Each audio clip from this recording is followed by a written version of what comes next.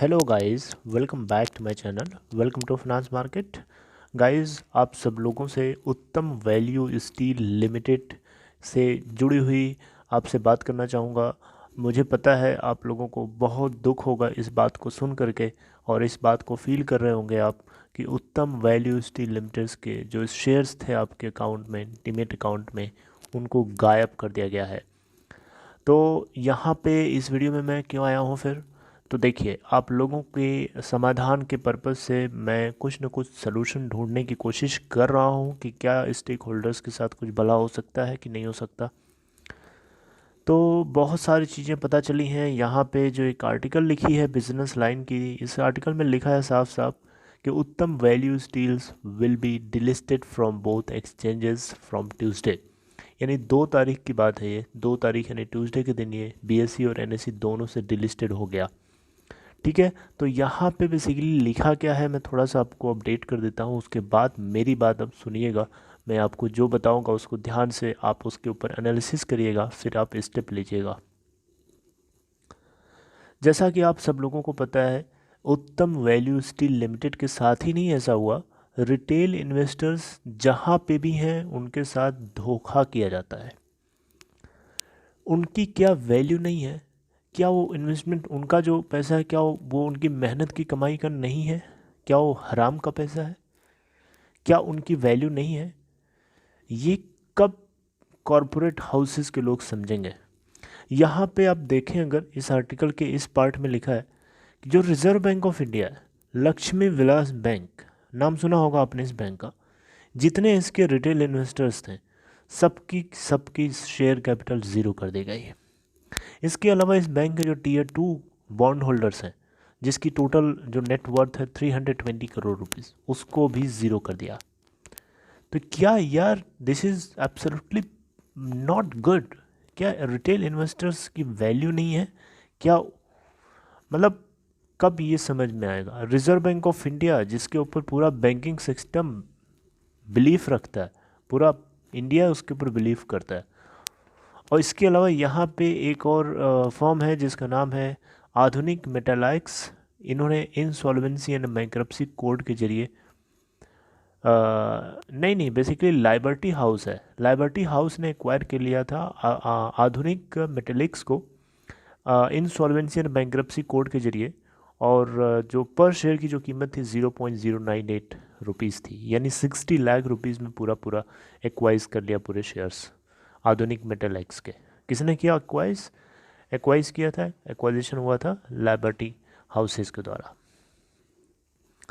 तो यहाँ पे अगर हम देखें तो इस केस में कुछ ना कुछ यहाँ पे स्टेक होल्डर्स को थोड़ा बहुत मिला, 0.098 रुपीज़ पर शेयर के हिसाब से मिले, लेकिन इस केस में तो बिल्कुल ज़ीरो बना दिया।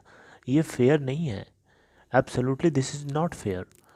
तो यहाँ पे बेसिकली एक कंपनी की तरफ से भी बात बोली गई है। यहाँ देखिए लिखा है एंटायर इशूड, जो इशूड जो वैल्यू है, सब्सक्राइब है और पेड अप शेयर कैपिटल है, तीनों की तीनों जो है ज़ीरो यानी कैंसिल करी जाएगी।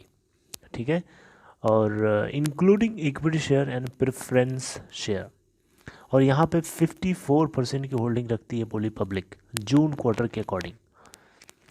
तो यहाँ पे जो बेसिकली हुआ क्या था कि जब ये रिजोल्यूशन प्रोफेशनल, बेसिकली एक कंपनी है यूएस बेस्ड, एक हेज फंड है जिसका नाम है कार्वल इन्वेस्टर, इसने कंसोर्टियम लीड किया था और इंसॉल्वेंसी के जरिए इसी को ये चीज़ मिली है। तो यहाँ पे बेसिकली उत्तम वैल्यू स्टील लिमिटेड के जो इन्वेस्टर्स थे, उनका एक भरोसा था कि अगर कोई नया प्रमोटर या एक न्यू प्रमोटर के हाथ में अगर ये कंपनी जाएगी तो बोर्सेस पे लिस्टेड रहेगी, यानी स्टॉक एक्सचेंजेस पे लिस्टेड रहेगी और वो ट्रेड करती रहेगी ताकि वो अपने वैल्यूज़ को आगे पीछे करके निकाल सकते हैं, राइट।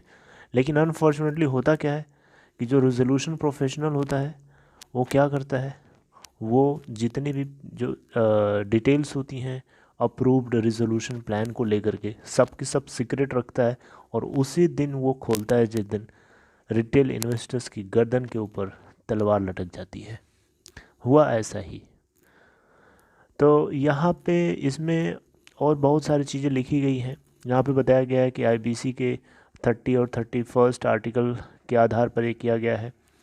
तो ये बहुत दुनिया भर की कहानियाँ हैं। इतना ज़्यादा सुनने की ज़रूरत नहीं है, जो कुछ हुआ है बहुत बुरा हुआ है, दिस शुड नॉट हैपन। तो अब यहाँ पे क्वेश्चन आप पूछ रहे होंगे कि करना क्या चाहिए आपको। तो देखिए यार, करना ये है आपको कि आप सब लोग एक ग्रुप बनाओ, एक कंसोर्टियम बनाओ, जिनके जिनके उत्तम वैल्यू स्टील लिमिटेड के अंदर शेयर्स हैं, सब के सब कंसोर्टियम बनाओ और मिल करके आप एक पिटीशन फाइल करें, जो कि आपका हक है यार।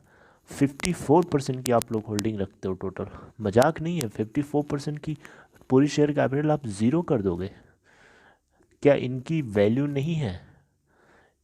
यहाँ पे आपको क्या स्टेप्स लेना है।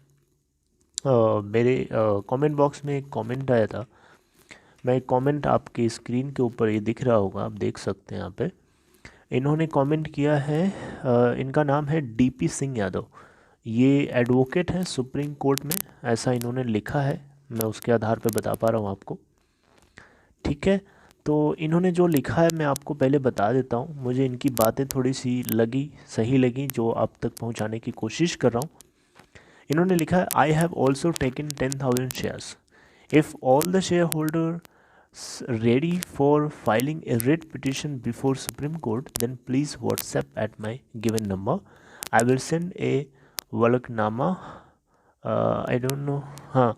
Please sign it and send the details of your share, whatever you purchased here. तो यहाँ पे बेसिकली इनके 10,000 शेयर्स हैं इस कंपनी के अंदर, ठीक है। और इन्होंने अपना व्हाट्सएप नंबर दे रखा है, और ये एक सुप्रीम कोर्ट में एक रेट पिटिशन फाइल करना चाहते हैं। तो आप जितने लोग हो, जितने लोगों के शेयर कैपिटल डीमैट अकाउंट में ज़ीरो हो गई है, अकाउंट से गायब हो गए हैं शेयर्स, आप सब लोग मिल करके, जैसा कि ये कंसोर्टियम आप बना सकते हो, डीपी सिंह यादव जी ने इन्हें लिखा है। तो इन्होंने अपना व्हाट्सएप नंबर भी दिया है और बहुत सारी डिटेल्स हैं, आप यहाँ पे इनसे कांटेक्ट कर सकते हैं। मैं आपको स्क्रीन पे जूम करके दिखा देता हूँ, ठीक है। आई होप आपको दिख रहा होगा। तो यहाँ पे इस चीज़ को आपको नोटिस करिएगा, मिल करके सब लोग एक रिट पिटिशन फाइल करिए, और रिट पिटिशन फाइल करने के बाद आप देखते हैं वहाँ से सुप्रीम कोर्ट की तरफ से क्या इसके ऊपर रिस्पॉन्स आता है। तो पहला स्टेप आप सब लोगों का यही होगा, एक बार करके देखो यार, शायद कुछ हो जाए, है ना। ऐसे बैठने से कुछ होने वाला नहीं है, राइट, और हारने से कुछ होने वाला नहीं है। You have to try, you have to step up, ठीक है। और अगर आप अपने हक के लिए नहीं लड़ोगे, who will fight for your sake? Nobody is there to fight for your benefit.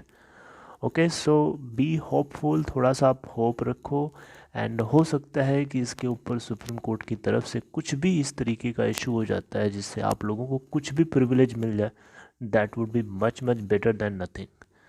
Okay, so I would like to terminate right here. मैं आपको स्क्रीन पे दिखा देता हूँ, आपने देख लिया होगा, एंड आफ्टर दैट आप मूव ले सकते हैं, जो भी आपको स्टेप लेना है। So let me move now from here, take care guys.